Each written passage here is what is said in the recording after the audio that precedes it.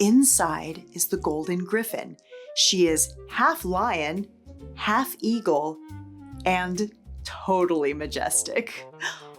Look at those golden feathers shine. But there is a problem.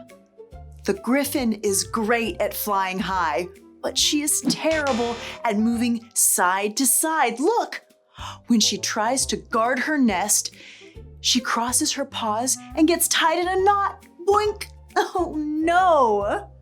She needs a smart leader like you to help her untangle those feet. We need to teach her how to slide. Parents, here's the secret. Teaching a child to slide side to side without crossing their feet is the #1 skill for defense in basketball and for hitting on the baseline in tennis. If they cross their feet, they trip. If they learn the big step, little step today, you are the leader. You have to teach her the golden slide. To guard the gate, we never run. We slide. We take a big step and then a little step. Are you ready to teach the Griffin? Yell, "I'm ready." I can't hear you.